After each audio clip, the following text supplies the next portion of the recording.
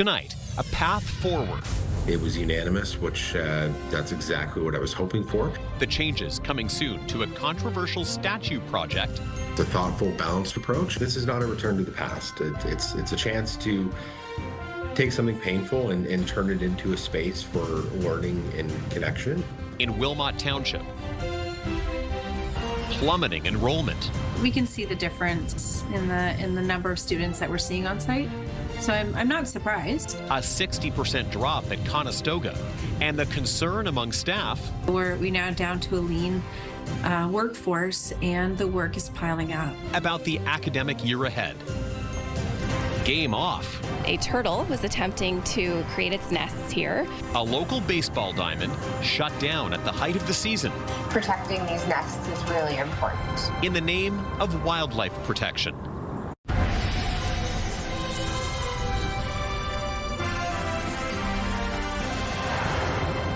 Good evening. We begin tonight with a new path forward for a controversial public art project.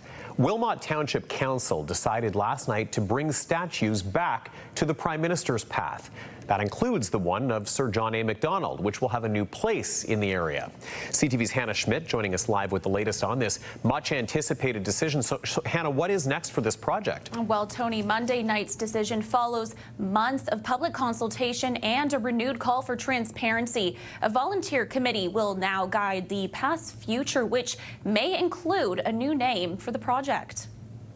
And we're showing our community that we don't erase history, we confront it. A years-long controversy over how Wilmot Township memorializes Canada's political past has reached a turning point. It was a really hot topic. A lot of that division over talking to more residents really came from feeling not heard by the consultation that was originally taken. A unanimous council vote will bring a collection of 9 statues of former prime ministers back to Castle Kilbride, but this time with a different approach. It's a thoughtful, balanced approach and one that restores, in my opinion, an important piece of public art. It does create a space for education and dialogue. The decision comes after the township hired a third party that presented 6 recommendations from a working group back in May, some of which included establishing a steering committee, not using township money to operate it, and including Indigenous and diverse voices. We took time to read the report, listen carefully to the recommendations of the working group,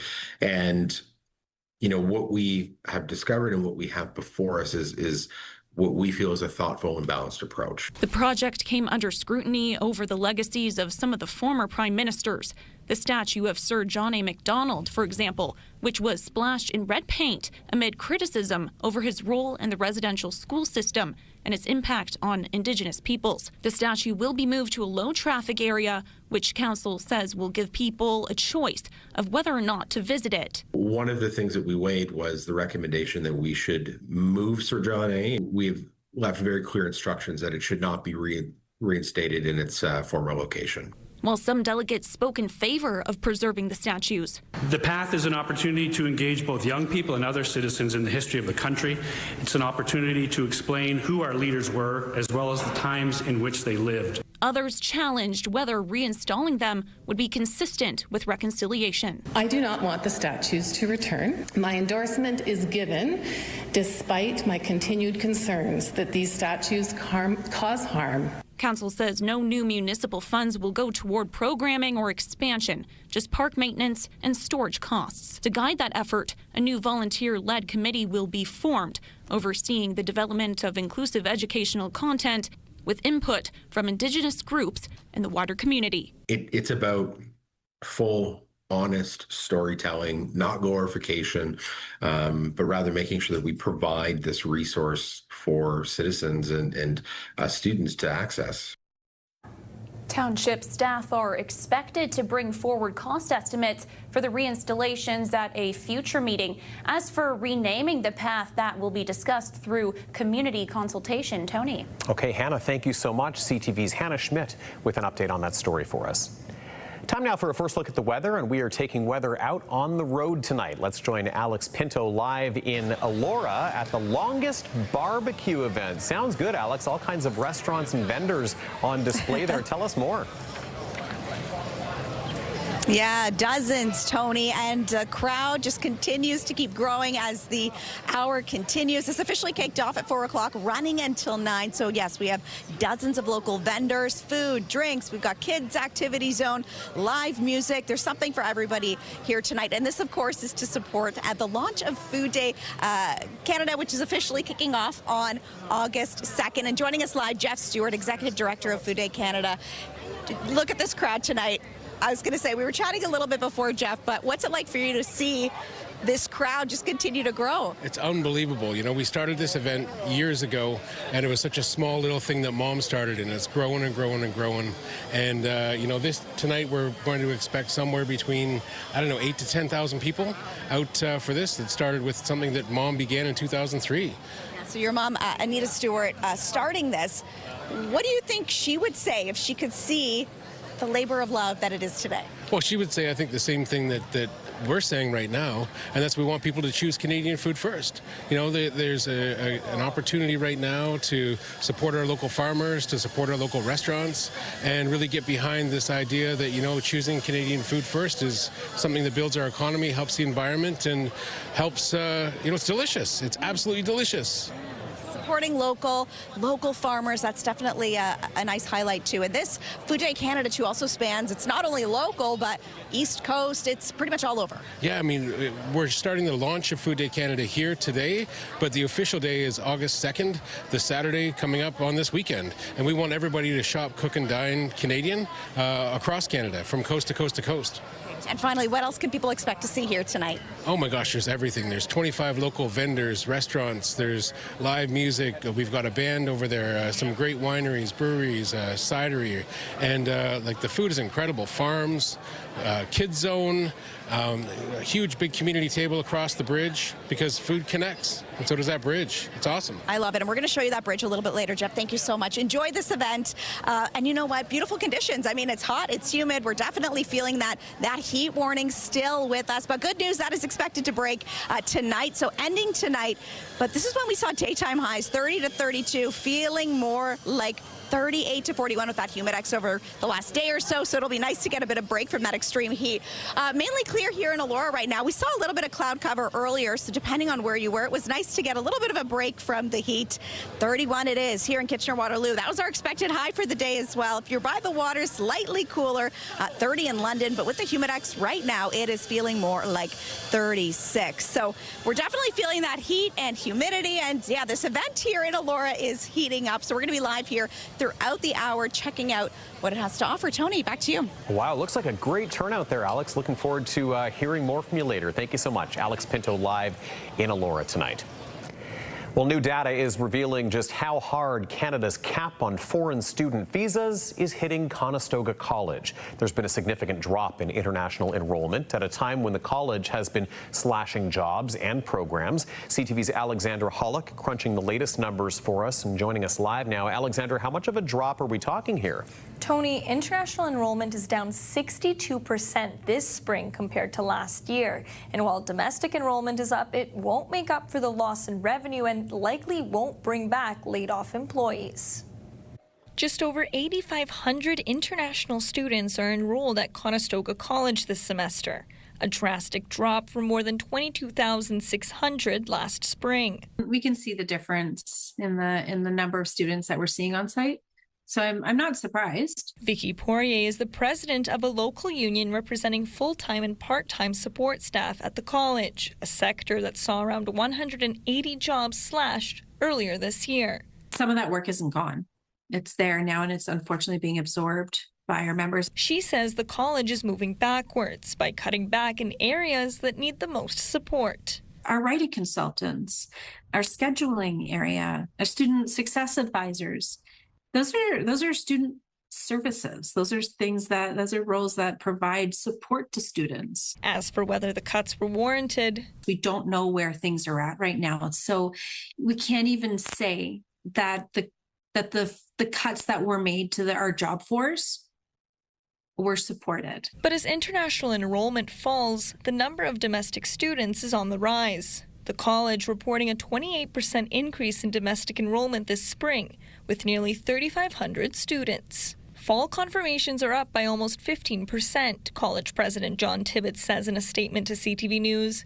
We will continue adjusting operations to enrollment and remain optimistic for the future. It'll be interesting to see how the areas and the campuses look in September. I mean, I don't think our students are going to get the services or the quality and the quantity of services that were available before July. The unions say all eyes will be on Conestoga College this week as it's expected to release its annual report and finances by Thursday. That will reveal whether the college is sitting on a surplus and whether the cuts were worth it. Tony? Okay, we'll be watching for that this week. Alexandra, thank you. CTV's Alexandra Hollick reporting live. A series of scams targeting elderly victims has police in both Waterloo Region and Guelph making an appeal to find someone. In both investigations, the person of interest may be the same person. Waterloo Regional Police put out an alert yesterday about someone posing as a bank employee, telling seniors their cards had been cloned and asking them to leave them in an envelope for a driver to pick up. Then today, Guelph Police put out a very similar alert, outlining a similar process where the cards were used to make purchases and withdrawals. A spokesperson for Guelph Police says given the similarities in the scams and the appearance of the person in the images, they're going to be working with Waterloo Regional Police to find out more. Well, an alert of a different kind from police in Midtown Toronto, where someone's been throwing objects from bridges and hitting vehicles below. Toronto Police issued the public safety alert earlier today. The bridges that we're talking about are along Mount Pleasant Road. Police say objects were tossed from the bridges Sunday night and then again last night. A number of vehicles were hit, according to the alert, but no injuries were reported. Ontario's Labour Minister says applications are open now for another $260 million worth of funding to train workers. We're building a world-class workforce that will withstand any economic challenge that comes our way. And the foundation of this is the relationship we have with training delivery leaders like the ones in this room and the workers they support. Today, we have some exciting projects to highlight from Round 5 of our Skills Development Fund. We're announcing over $20 million through this round to train 4,825 workers and job seekers through 7 priorities for careers in the skilled trades: hospitality, artificial intelligence, and healthcare. Minister Piccini says the money can be used for innovative projects in healthcare, manufacturing, construction, and the auto sector. Well, some new provincial cash is also coming to a non-for-profit in Kitchener that offers free bike repairs and lessons. Their plan? Getting more people back on the road safely. Here's CTV's Heather Senerin. Valerie Ajayi is learning how to repair her own bike after she noticed her gears were stuck. The fix is just the turn of a knob, which will tighten or loosen the tension on the cable, and that'll add tension to help you climb up or climb down the gears that you need to climb. Ajayi is also a volunteer with Red Raccoon Bike Rescue. Not only do they teach you how to repair your bike, no matter your age, Okay, then y'all just gotta they also offer lessons on cycling safety. Like, they taught me how to ride in the street and how to ride with cars and all of that, and then it took me on a few trials until I was comfortable enough to ride on my own. And all of Red Raccoon's services are free to the public. We fixed over 2,000 bikes last year, and a lot of that was bikes that required really a lot of work. A $260,000 grant over 3 years from the Ontario Trillium Foundation is helping the group expand. They've since hired a few staff members instead of being solely volunteer run. It's transformational, and particularly with the 3-year time frame. Like, as an organization that has received grants in the past, they're often for short durations, and that's hard for staff, not knowing, having no continuity of employment. And while this mode of active transportation could save you time and money, it's often faster than the Ion. It could also be a path to something greater. The life on a bicycle is a happier life. We are starting to see some bike infrastructure and just creating more visibility and a better understanding that a bike is not just a tool for leisure, but it is a practical vehicle. Red Raccoon's goal is to keep offering barrier-free bike repairs and education throughout Waterloo Region and beyond, one wheel at a time. Heather Senerin, CTV News Kitchener. Sign up for the CTV Kitchener newsletter to stay in the know with the stories that our team is following. We'll send local headlines right to your email inbox every morning, including a look at our top stories, the weather forecast, and some must-see videos. You can sign up at ctvnewskitchener.ca. A frightening crash at a grocery store in London was caught on camera. Coming up, CTV's Sean Irvin has the story behind this close call at a busy store. I'm Kara Smapp. Last week's heavy rainstorm continues to cause trouble in downtown Stratford, while Lake Victoria is losing water at a rapid pace. I'll bring you that story after the break. That heat and humidity still with us, but that's not keeping people away from joining Alora's longest barbecue here. Thousands descending to the downtown. We're going to be back here live with a look at your full forecast coming up. Download the CTV News app and stay on top of local stories as they unfold. We go to a dramatic scene unfolding. Customize your feed and watch live wherever you are. ctvkitchener.ca, your home for news.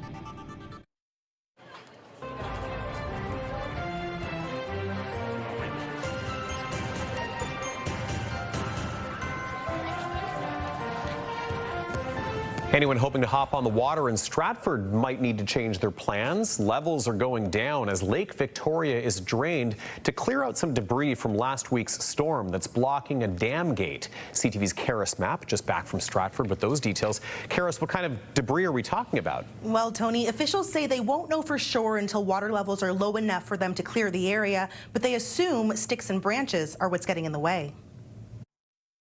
What was once a full body of water is now draining rather quickly. To avoid flooding during Thursday's storm, the automatic gate at Stratford's RT Ore Dam lifted as expected.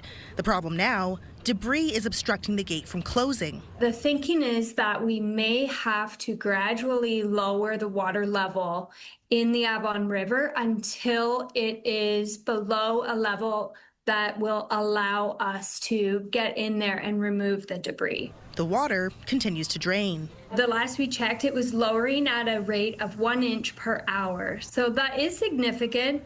If we have to continue kind of gradually letting the lake draw down, then we will get to below winter levels, which is quite significant. And people are taking notice. I love kayaking, and then I'm not going to be able to kayak if the water's drained to that low. It won't be as nice for visitors and especially residents as well who like to walk by the river here. Not ideal for this time of year, but officials say they're grateful the dam acted as it should. What happens with the Ore Dam is during an event with that large amount of water coming down, the gates open to actually prevent flooding occurring upstream of the dam, which is kind of the opposite of many other dam structures.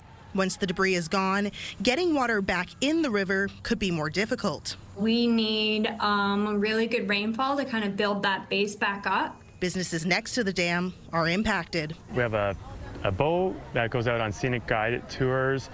We have paddle boats, canoes, kayaks that we go out. So we have a lot of visitors that's come into Stratford. Me and my family were going to go on the boat and go down the river, but we can't because we're not allowed on it. Stratford's mayor, however, remains optimistic about visitors keeping busy. Tourists are tourists for a reason. They find things to do if some things don't work out.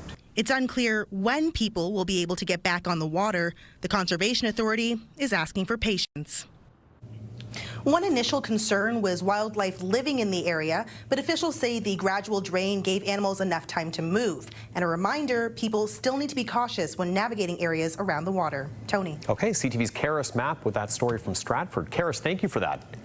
Next, dramatic video out of London. It shows a car crashing through the front of a local grocery store. As CTV's Sean Irvin reports, the driver narrowly missed customers, plenty of whom were left shaken.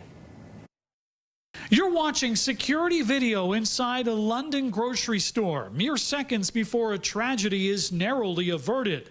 A shopper places her cart in the aisle, turns to look at some produce, and then bang. In a split second, a car smashes through the front wall of the store, striking the woman's shopping cart, narrowly missing her. The aftermath of the crash is evident outside the store as a temporary wooden wall keeps it in operation. This staff member was inside as the car came barreling through. So I heard like a very hard smash inside the store. I didn't know like what was happening till I stepped out like from the storage area. Then I saw like how the car drove inside the store. I just didn't think someone could pick up enough speed to get quarter of the way through the store. Moments after the crash, a woman in the driver's seat stepped out of the vehicle. With the help of customers and staff, she quickly got her child out of the smoking car. Amazingly, they were not physically hurt, nor were any customers. Now, if this crash had happened just a few hours earlier on Friday, the outcome could have been tragic, as the store is typically full as Friday prayers end at the nearby mosque. It just looked like something that for sure somebody would be hurt in this. And that's kind of what I'm grateful for. CTV News reached out to the woman nearly struck. She told us she's still in shock from the incredibly unexpected experience. She was lucky. We had a cart that was stuck in between the two tables, and it was pancaked. So if there was a person beside that, that definitely would have been something.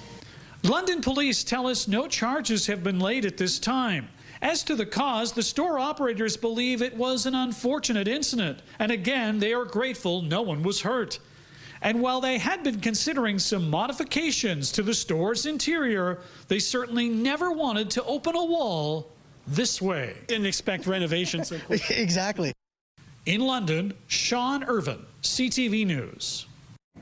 A new Canadian study could be a game changer for a common and often debilitating joint condition. Millions of people live with knee osteoarthritis, and as CTV's Rita Ismail tells us, there's new evidence that a lesser-known surgery could slow it down. Knee osteoarthritis affects people around the world, bringing pain, stiffness, and eventually joint replacement surgery for many.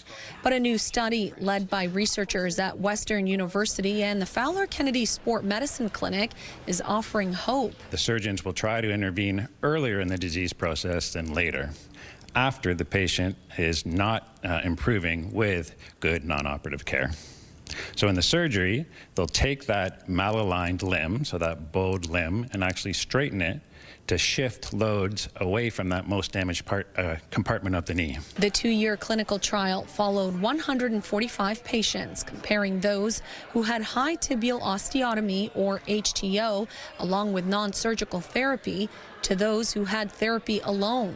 The results were clear. HTO slowed joint damage, reduced pain, and improved movement, offering the first real evidence that a treatment can actually change the course of osteoarthritis. Surgery has a long-standing history, many decades. It actually has roots in a lot of countries in Europe, and we actually had the original procedures being done here by Dr. Peter Fowler. While HTO is less common than joint replacement, the study's authors say it deserves renewed attention, especially for people in their 50s with specific alignment issues. The study also has wider implications in that it shows if you improve the biomechanics acting on the joint, you can actually alter the course of osteoarthritis. The procedure isn't for everyone, but for the right patients, it could delay or even prevent knee replacement. Rita Ismail, CTV News.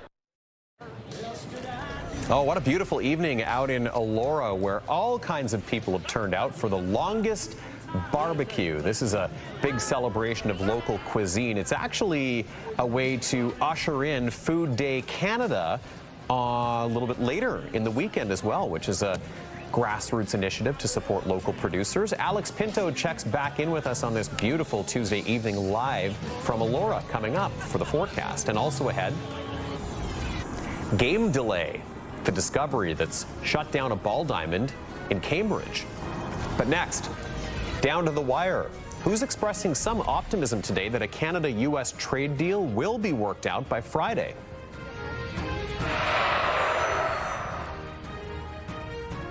When you see it happen, send it to CTV News. Text 10400. From your screen to ours. Text 10400.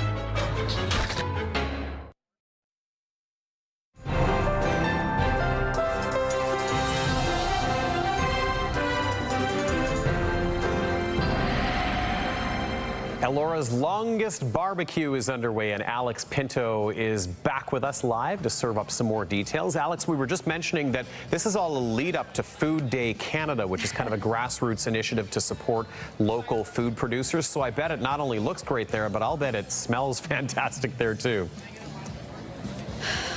I was just going to say, Tony, I wish you could smell what I'm smelling right now. Just barbecue, everything is just so delicious. And, you know, it's not just barbecue, there's sweet treats, plenty of drinks to go around too. Dacia Markovic, the executive chef from Elora Mill, is joining us live this hour. And you've got a busy booth here. What are you guys cooking up today? What we're cooking up today, it's a little bit pig roasty on the open fire, and we turn this into tacos inspired by the local produce. We have a locally made tortillas. We have a local produce that we use for salsas, and really incorporate this in the 2 days Food Day Canada, because it's kickoff of the Food Day Canada. We really want to promote as much Canadian produce and the Canadian legacy, you know, and assure people that you can eat local. You can eat more and more local, yeah. You can eat local, and I know there's 25 plus vendors here, local too, which is really nice to see just from Elora. But what's it like for you to see this crowd here coming together? Last year, 7,000 people were here, and I know we talked to Jeff earlier, and 8 to 10,000 could come today. What's that like for you? Yeah, it's energy. You can feel the energy. You can feel the boost. You can feel how proud these vendors are to present the Elora village, you know, and the showcase what we can do as a small community, you know, and just overall support and the energy of the people that come in to share the experience with us, you know. Yeah. So you obviously made the menu for today. Absolutely. How did you decide on this? We made the menu as a team, not I, but we sourced as much local, the seasonal ingredients we could, and partnered with some of our farms and the local farms. Like, let's get real, we're in the country, Mennonite country, so it's like everything. It's the pig season now, so yeah. And pigs, what's wrong with the pigs, right? They're just like over the fire, makes perfect tacos, yeah. We're noticing lots of people going by, and it smells delicious. Dacia, thank you so much, and I hope you have a great... for giving it, yeah. I hope you enjoy. Please stop, have a break, you know, and enjoy the meal, yeah. I think we will take a break and maybe have to try some. Thank you so much. So yes, it is hot. It's still humid out there, and that heat warning is still in place for Waterloo region and surrounding areas. Much of southern and southwestern Ontario still under that warning this hour. So this multi-day period for heat and humidity expected to end, the good news, tonight. So we're just getting through the evening hours right now. So at one point earlier in the week, humidex values felt more like we were in the 40s. So it was hot, it was humid. We could definitely feel that. Right now, clear skies here in Elora, which is pretty nice to see, and just a few clouds earlier in the day we noticed. So luckily that has since passed, and again we're seeing the sun peeking through the clouds now. And again, when we get into your Wednesday, chance for maybe a scattered shower or two, a little bit of cloud cover too, potentially expected. So not a washout by any means. So if you do have some plans getting into maybe your Thursday, when you can see that band of green, dark green, yeah, you might want to maybe just think about what you're going to do time-wise. Right now, 31 here in Kitchener-Waterloo, slightly cooler if you are by the water. With that humidex, though, feeling more like 36. So again, not feeling like we're in that 40 mark, but we're still feeling that heat and humidity. Normal for this time, 26, record high, 35. That was set in 1940, and on this day in 1956, we hit a record low of 7.8. Tonight would be a perfect night, though, to get a shot of that sunset. That sun now setting at 8:48 p.m. So overnight, 19 degrees, partly cloudy conditions, chance of showers, but we are still seeing a risk of a thunderstorm as we get into the overnight hours, and that expected to continue tomorrow when we hit a high of 28. Expected high with the humidex, though, feeling more like 33, mix of sun and clouds. So we might have to get through a couple of days of a bit more cloud cover, potentially a bit of wet weather before, look at that, we get to see a nice sunny stretch starting on your Friday. Expected high of 25, so it's going to feel much more comfortable, I guess. I was going to say summer-like, definitely summer-like, but we're not feeling that extreme humidity, which will be nice. Lambton, Kent, and Essex, chance for some showers for your Wednesday. Expected high of 29 before we could see a little bit more chance of some wet weather for your Thursday, and then that sun expected to make a return for your weekend. And southern Georgian Bay, similar conditions when we get into your weekend. Look at that, 23 degrees is your expected high for your Friday, and sunny sky expected to stick around for your Saturday. So this event here in Aurora's longest barbecue, is taking place right through until 9 o'clock tonight. And I feel like every few minutes, things are getting busier and busier. Lineups are nice and long. People are enjoying all the food, the drinks, the music. There's a kids zone. So again, Tony, all to kick off Food Day Canada, which officially begins August 2nd. I'll send it back to you. My stomach is growling in the studio here, Alex. I kid you not. I would love to be there with you. It looks like such a great night. We'll check in with you again at the end of the show. Sounds good. Well, we are now just days away from the August 1st deadline for a trade deal with the U.S. Negotiations down to the wire, and the roller coaster ride has taken its toll on those involved. But the U.S. ambassador to Canada says he is hopeful a real deal is coming. Here's CTV's Abigail Beeman.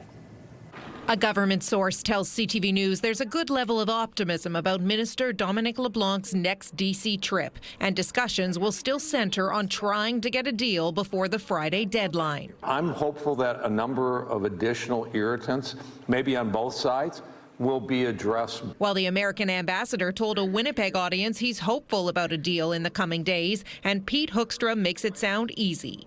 We could hammer out a deal, and we would still have time to get coffee and a donut at Tim Hortons before lunch. My life is full of questions. Meanwhile, prices are going up from household product giant Procter & Gamble, expecting about $1 billion hit from Donald Trump's tariffs. In the long term, this direction will weaken the free world more than it will help it, and it will, I think, ultimately weaken the United States as well. So I think it's unfortunate. But Canada. What about Canada? I don't know what they're feeling now at this point. In an interview, U.S. Secretary of Commerce Howard Lutnick, LeBlanc's main point of contact, said the European Union's deal was all about protecting their auto, semiconductor, and pharmaceutical markets, warning President Trump is going to come out in the next 2 weeks with his pharmaceutical policy, and it is going to be higher. Basically, if you are not building your plant in America where we pay for pharmaceuticals, you are going to pay a massive tariff. With that Friday deadline looming, Canadian officials and the American ambassador are messaging optimism just days after President Trump said he hasn't had much luck with Canada and there may not be a deal at all. Abigail Beeman, CTV News, Ottawa. Homeowners whose mortgages are up for renewal soon will be watching tomorrow's interest rate announcement from the Bank of Canada closely. The central bank's expected to hold the key rate at 2.75% for a third consecutive decision. Stubborn inflation numbers and surprising strength in the labor market are dampening expectations of even a modest rate cut. There are also concerns about the impact the tariff dispute with the U.S. is having on the Canadian economy. Politics or pleasure? A glimpse of the former Prime Minister dining with a pop superstar. Coming up, video obtained by TMZ showing Justin Trudeau and Katy Perry locked in a conversation at a high-end Canadian restaurant.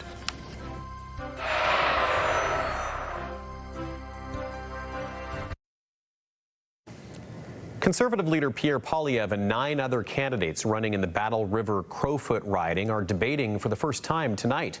Poilievre is looking to win in the Alberta by-election after losing his long-held Ottawa seat of Carleton in April's federal election. Conservative Damien Currick, who had won the seat in the general election, stepped down so that Poilievre could run. And we should note around 210 candidates have been registered to run in the Battle River Crowfoot riding, many of them sponsored by the Longest Ballot Committee protest group. Elections Canada will combat this with a special ballot requiring voters to write in the name of the person they're voting for instead of marking their choice on a circle. We have some video to show you of former Prime Minister Justin Trudeau and his dinner companion last night. The video obtained by TMZ shows Trudeau with American pop star Katy Perry inside a high-end restaurant. Trudeau and Perry were spotted at Le Violon in Montreal's Plateau neighborhood. The Michelin-recommended restaurant was rated as Canada's 11th best restaurant this year. No other details known about the dinner or even how they met, but Perry is on tour in Canada with a stop in Ottawa tonight and another in Montreal tomorrow night. Updating our top stories now with Leanne Evans live in studio. And Leanne, Wilmot councillors have made a long-anticipated decision on the future of the Prime Minister's path. Yeah, it comes after years of controversy and months of community engagement, Tony. Council voted unanimously to reinstall all 9 statues of the Prime Minister's path at Castle Kilbride. Council says no new municipal funds will go toward programming or expansion, just park maintenance and storage costs. A volunteer committee will now guide the path's future, which may include a new name for the project. Conestoga College is seeing a significant drop in international student enrollment. A report sent to students and staff suggests the college saw 14,000 fewer international students enrolled in spring 2025 compared to the same time last year. That's a 62% decline. It comes at a time when the college has been slashing jobs and programs. The institution is expected to release its annual report and finances Thursday. And Leanne, looking at what our digital team has on the website tonight, details about another scam that people should be aware of. Yeah, this comes after a Rockwood resident actually lost $24,000. It began when the victim was having computer troubles and sought support from an online chat. For full details on how the scam works and what to watch for, you can scan the QR code, download the CTV News app, or go to CTV News Kitchener. .ca for that story and many more tonight. Tony. Okay, Leanne Evans with our top stories. Thanks, Leanne. Thank you. The city of Cambridge has closed a local baseball diamond at the height of the season in a move to give wildlife some help, specifically the next generation of snapping turtles. CTV's Ashley Bacon explains. Taking care of local wildlife one egg at a time. Snapping turtles are one of our 8 species of freshwater turtles, and all 8 species are considered at risk. Turtles snapping up prime real estate at Riverside Park in Cambridge. City staff, through their regular maintenance of this ball field, did identify that a turtle was attempting to create its nests here, and so they did choose to protect the nest and close the ball diamond. The city of Cambridge closing this baseball diamond for the rest of the summer to help protect nests. We have rescheduled anything that was scheduled in this space to a different location. The reptile's breeding season generally runs from April through November, with peak egg laying happening around June and July. With changing weather patterns, as we know, this summer is extremely hot and the weather keeps yo-yoing. So we are seeing changes and fluctuations in that time period, but generally from May to July is typical. Initially, city staff explored other options like relocation. City staff had investigated the option of an incubation site, but unfortunately there was no space available with our partner agencies. And so we have cordoned off this space, and we do ask that the public be mindful of that and not disturb this process happening. It can take between 20 and 30 years for snapping turtles to reproduce, all the more reason to help one of our wetland residents. Given the low rate of turtles that actually reach sexual maturity, protecting these nests is really important. The city expects the ball diamond to remain closed for 6 to 8 weeks. Ashley Bacon, CTV News, Cambridge. Canada's getting a failing grade on supporting people with dementia. Coming up, long wait times for diagnoses and help under scrutiny. A think tank underscores the challenges, the demands, and what's needed. And then what time?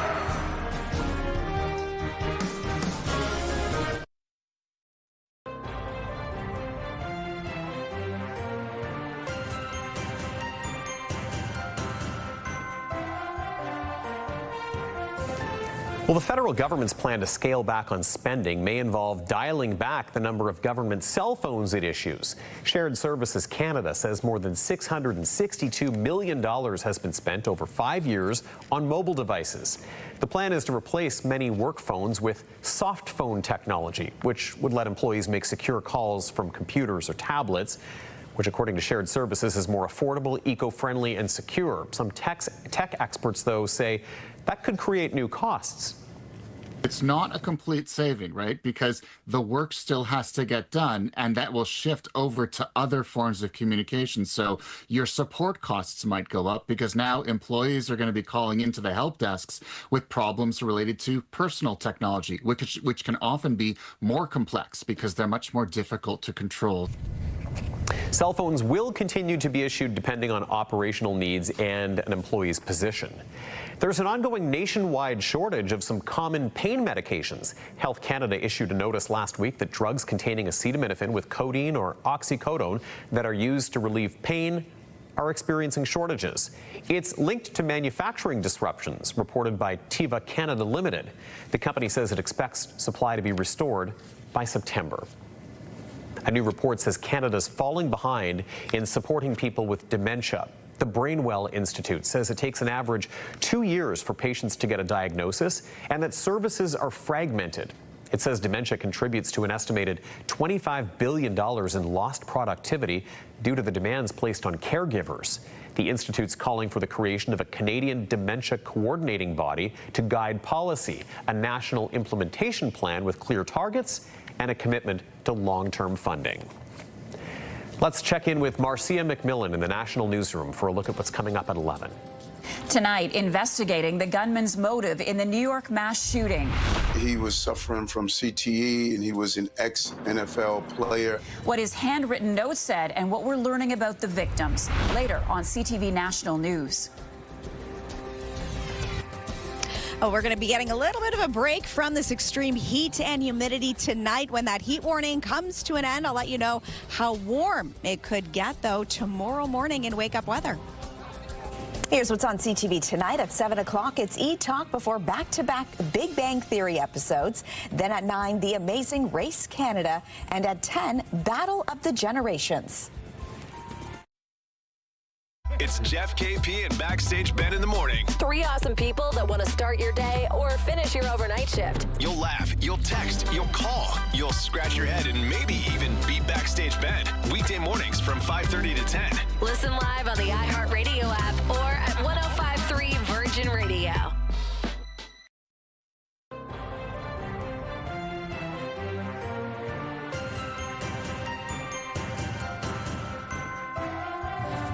Let's check in with Leanne Evans one more time with a story that our team will have later tonight. Leanne. Tony, a limo driver is facing impaired driving charges after the passengers he was driving around forced him to pull over on the QEW.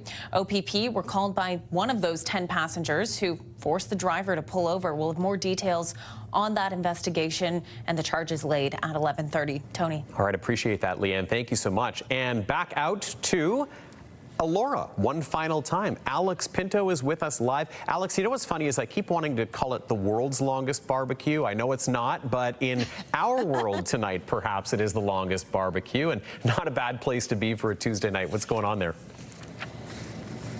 No, not a bad place to be. That's right. And they've got harvest tables now set up along the entire pedestrian bridge, even the downtown, so people can mix, mingle. You can just connect with strangers, your neighbors, members of the community. So this is going to be going on until 9 o'clock tonight. Over 25 local restaurants, drink vendors here. Family-friendly activities, live music, so plenty to see and do here for Laura's Longest Barbecue. Again, this is the kickoff event for Food Day Canada. And, of course, we had to, just interrupt some people's dinner. Blair joining us live now. So you've been enjoying this evening. You're local to the event as well, to the area, rather. Why did you want to come out tonight? We just think it's really nice to come out, support local when you can. Great food, great atmosphere, nice drinks, and great people to be around. So this isn't the first time you've come to this event? No, it's the second year we've had it, and it seems to just get bigger each year. So it's great to be able to, again, come and see it progress year over year. Okay, so this might be the hardest question, but what is the best thing that you've had to eat tonight, and why? By far, so far, it's got to be the lobster roll. We work at the Elora Mill, so it's nice to not only support local, but also support our own restaurant when you can.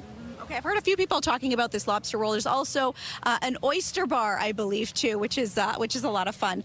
And being able to run into, friends, like you said, colleagues, you work in the area, too.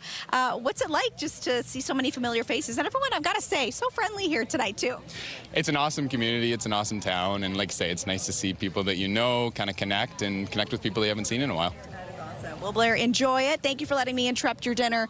We might have to try maybe a lobster roll, if that's what you're recommending. That's the one. Okay, that's what Blair's recommending. So if you are planning to come down here tonight, you have until 9 o'clock this evening to do so. And overall, I've got to say, pretty nice conditions out here.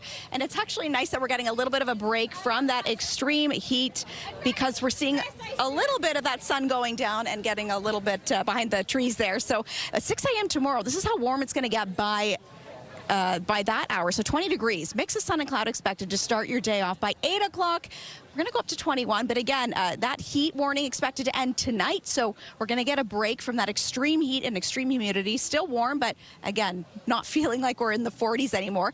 By 10 o'clock or so, that's when we could see a chance for a thunderstorm risk. Expected high of 24 degrees. So definitely feeling a bit more seasonal there. And again, it'll be a nice break without that extreme heat and humidity, but a perfect evening, definitely, especially as the sun is starting to set and we're getting a break from that extreme humidity.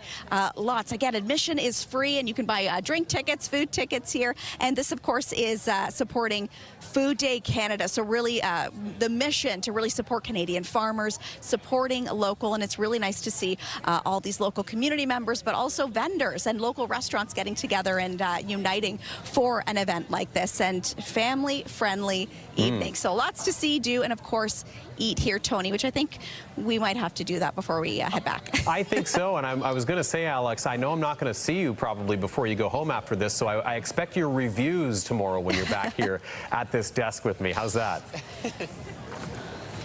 I think that's good. So we've got lobster rolls, I think oysters, another recommendation, and then we've got some pork tacos when we were talking to the chef at Allura Mill earlier. So yeah, no shortage of good food. All right, looking for a post-event report. Alex Pinto live in Allura. Thank you so much for that. Good to see you once again. And thank you once again for checking in with us. News anytime over at ctvnewskitchener.ca. I'll be back here tonight with your next local news at 11:30, right after the CTV National News. Take care. Have a good evening.